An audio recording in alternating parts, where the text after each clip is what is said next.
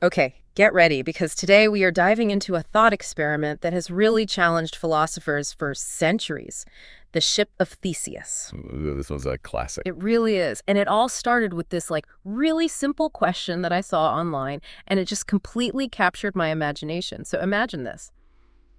You have a ship, right? Okay, I'm picturing a ship. And you gradually start replacing every single part of it. Plank by plank, sail by sail, you name it, until eventually you've used entirely new Well, it's materials. like a total makeover for the ship. Exactly. But now, here comes the real brain twister. What if you took all those original pieces, the ones you replaced? The old, worn-out parts. Yep, and you use them to build a second ship, an identical one. So now you've got two ships. Which one is the real Ship of Oh, Theseus? wow, yeah, that's a toughie. I can see why you were hooked. Right, it's like on the surface, you might think, well, it's obviously the one with all the new parts. But then there's this whole other layer of history and identity tied to those original pieces. It's like, yeah, is it purely about the physical stuff, or is there something more there, some intangible essence that makes it truly Theseus's ship? And get this whole dilemma isn't just some abstract philosophical debate. This actually came up recently in a totally unexpected place, WandaVision. Oh, really? I haven't gotten around to watching that one yet. Well, I don't want to give away any spoilers or Oh, anything. spoilers, no problem. But let's just say there's a point in the show where you basically have two visions, each seemingly as real as the other, and it immediately got me thinking about the Ship of Theseus all over again. Because it's dealing with that same question, right? How do you define someone or something's identity when you've changed its core components or even its essence? Like, is it still really the same being? It's the exact same question, and this is actually what completely captivated the author of that Facebook post I mentioned, Clemente. And I think what I love most about his take is how he just dives headfirst into this philosophical rabbit hole.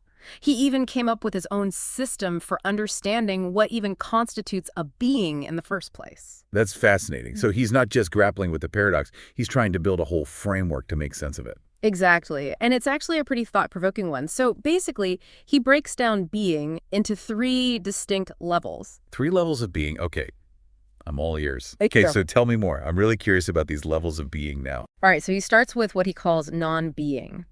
And basically, this is the simplest category. If something can't make its own decisions, Clemente says it's not really a being in the fullest sense of the word. So it exists, but it's not making any conscious choices, Right. right? It's just kind of there. Yeah. Like a rock would be an example of that, I'm guessing. You got it. A rock, a chair, a coffee cup, they exist, but they're not exactly pondering the meaning of life. Definitely not.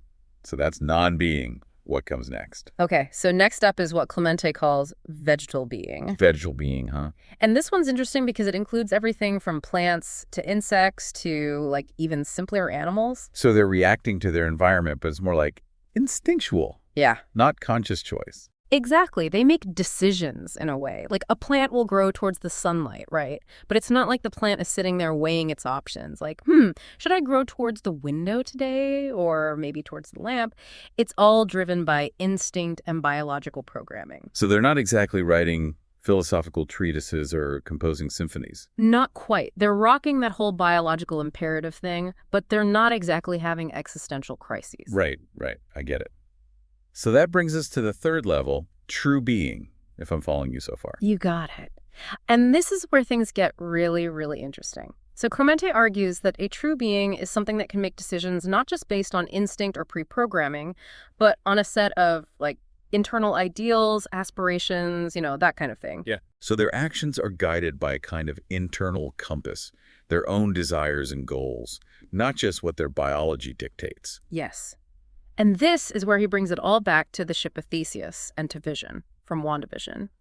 He takes these 3 levels of being and uses them as a lens to look at both of those situations. Okay, now we're getting to the good stuff. So what were his conclusions? Well, when he applies this framework to the Ship of Theseus, you know what he actually concludes. What's that? That the reconstructed ship, even though it's literally made from the original pieces. It's not really Theseus's ship anymore, is that what you're saying? Yeah.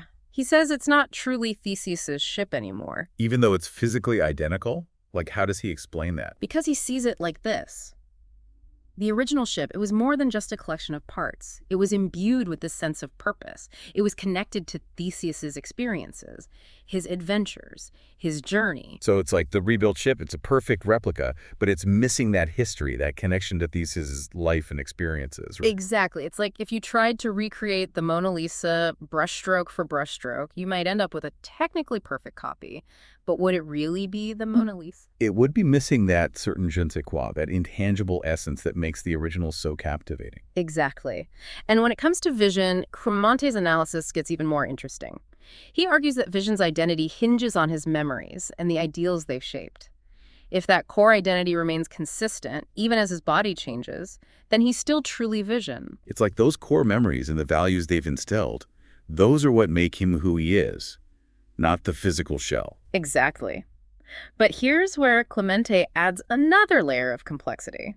He says even if vision has those memories, but his ideals have changed, if his core beliefs are no longer the same. He's not the same vision anymore, even with the shared memories. That's what Clemente argues. He's essentially a new entity who just happens to have the memories of the original. So even if we could, like, download someone's consciousness matrix style, it wouldn't automatically make us them. That's right. You have to factor in things like free will, ongoing experiences, that continued evolution of values. It's not as simple as just hitting copy and paste. That is mind-blowing. It really makes you question what defines our identity, right? For ourselves, for AI, for anything that experiences change. And just when you think Clemente's train of thought couldn't get any wilder, he drops this bombshell update to his original post. He reveals that he's become a superdeterminist. Wait, hold on. Superdeterminist. Now I need a quick definition check. What exactly does that mean? So superdeterminism, it's a pretty intense concept. It basically says that every single event in the universe, from like the formation of galaxies to you choosing what to have for breakfast this morning. It's all predetermined, like set in stone, Yeah. no free will at all. That's the basic idea, like a cosmic script that's already been written and we're all just playing our parts. Okay, wow. That's a lot to unpack. So how does this tie back into the Ship of Theseus? So Clemente says if you look at the ship from this super deterministic perspective, the whole question of which ship is the real one. It kind of becomes a moot point. Exactly. If everything is already determined, even the replacement of each little piece of wood and sailcloth. Then both versions of the ship they were always meant to be. That's exactly it. It's like they're both part of a much bigger predetermined cosmic plan. It's not about which one is the real Ship of Theseus. It's about the fact that both versions were always supposed to exist. So instead of focusing on this idea of a singular, authentic identity, superdeterminism makes you consider the possibility that maybe all variations, all possibilities, are somehow woven into the fabric of existence. That's a really beautiful way to put it. And it doesn't stop there. Clemente takes this whole mind-bending concept and throws in his fascination with something called the Big Bounce theory. Have you ever heard of that? The Big Bounce. Can't say I have. So we've all heard of the Big Bang, right? The idea that the universe exploded into being from a single point and it's been expanding ever since. Yeah, definitely heard of that one. Right, but the Big Bounce theory offers this whole other perspective. Imagine, instead of just starting once, the universe actually goes through these endless cycles of expansion and contraction. So it's like a cosmic heartbeat, constantly pulsing with new beginnings. That is a great way to put it. And you want to know what Clemente thinks drives these cosmic bounces? I'm on the edge of my seat, tell me. Black holes. Wait, black holes? Those things that are like cosmic vacuum cleaners? What do they have to do with a bouncing universe? All right, so we know black holes are super dense, right? Like unbelievably strong gravity, nothing can escape them. Right, they're like the ultimate cosmic dead ends. Well, Clemente theorizes that as our universe expands and ages, everything, I'm talking stars, planets, everything, is slowly being pulled towards these supermassive black holes. So he thinks eventually everything will get sucked into these black holes. Exactly. And that's what creates this immense gravitational crunch, which could then trigger Another Big Bang. Yes, a new bounce, like hitting the reset button on the entire universe. So instead of being endpoints, he sees black holes as these cosmic nurseries, collapsing old universes and birthing new ones. That is one seriously mind-blowing concept. But what about all the evidence that suggests our universe is still expanding, even accelerating? That is a great question, and Clemente doesn't shy away from it at all.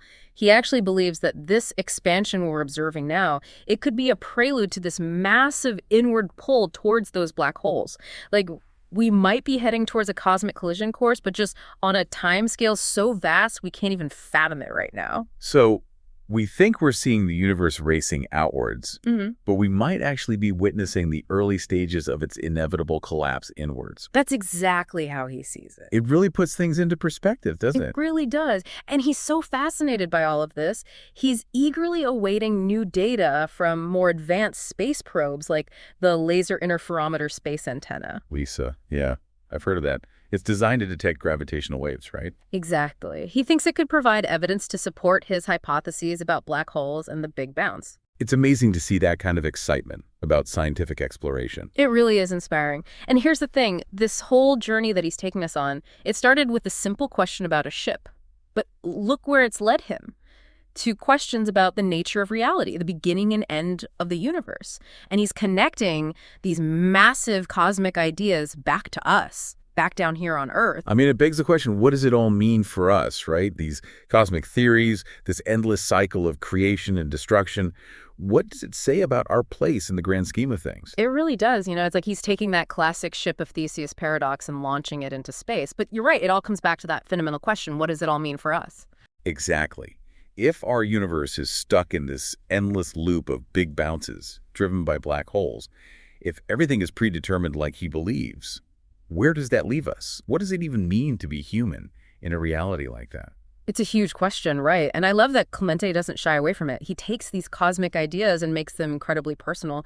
He talks about how, yeah, we experience change throughout our lives, physically, mentally, but maybe, in a way, we're still all part of this one underlying, ever-evolving entity. So we're all connected, not just to each other, but to every version of the universe that's ever been or ever will be. Yeah. Like individual notes in a never-ending symphony. That's such a cool way to think about it. And, it actually reminds me of this quote by Heraclitus, "No man ever steps in the same river twice, for it's not the same river and he's not the same man." I love that. It speaks to that same idea of constant change, right? We're always in flux, just like that river.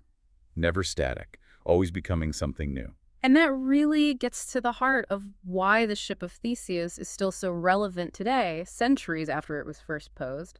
If we're constantly changing, physically and mentally, what is it that truly defines us? Is it our memories, our experiences, our values? Right, like if our cells are constantly being replaced, what makes us us? If we could upload our consciousness to a computer, would that still be us? It makes you wonder if identity is more than just some of our parts. Exactly. And maybe there are no easy answers, but that's okay. I think what I appreciate most about Clemente's deep dive is that he's not afraid to ask those big existential questions, even if they don't have neat and tidy solutions. He's embracing the mystery of it all, and in doing so, he's inviting us to do the same. To look beyond the surface, question our assumptions, and explore the vastness of what we don't yet know. And that's what makes these deep dives so rewarding, isn't it? It's not just about the specific topic, whether it's an ancient paradox, a superhero TV show, or a mind-bending scientific theory. It's about opening our minds to new possibilities, to new ways of seeing the world and ourselves. Absolutely. And on that note, to everyone listening, we'll leave you with this final thought, inspired by Clemente's journey and his fascination with the cosmos. If our universe is just one cycle in an endless chain of creation and destruction, a cosmic dance of big bounces and black holes, what does that say about our place in it all? What does it mean for you? It's something to ponder as you navigate the vast, ever-changing landscape of your own life.